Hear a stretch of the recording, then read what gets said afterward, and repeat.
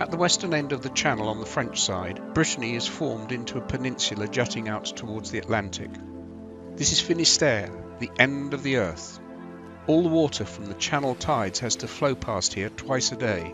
The tidal streams are powerful, and the shore has been shattered by countless winter storms into a litter of rocks. In order to avoid the British blockade in Napoleonic times, and indeed earlier, the French have developed inshore routes among these rocks so that they could move military stores in the era before railways and good roads. The result is a number of well-marked but quite tricky routes. Indeed, the French coast is probably the best marked coast in the world, with numerous balises, beacons, tourelles, solid towers, and phares, lighthouses. On one of our cruises, we had sailed across the channel from Falmouth to La Bavrac. After a few days to stock with French produce, we wanted to move on.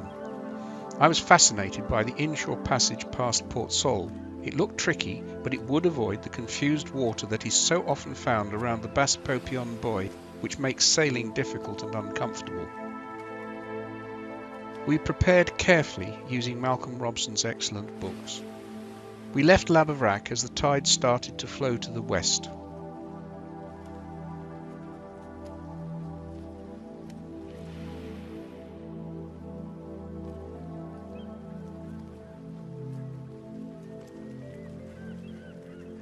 To starboard was the great column of the Ile Vierge light.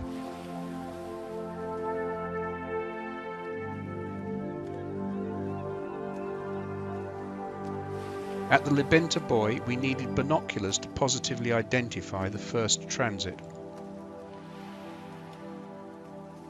Dan helmed while I did the pilotage and found each transit as we went along. Unfortunately, this meant that we were too busy to take many photographs. Even so, looking at the track unfolding across the chart, one can see that it is a pretty tricky passage. At this point, the water ahead looked white and broken right across our path, but it was only the effect of the rough rocky bottom on the strong tide that was hurtling us along. It took steady nerves to head towards the Besaven rock and handrail past it. Next there is a stern transit of the two Besaven Tourelles. Now the channel starts to widen and one can start to relax.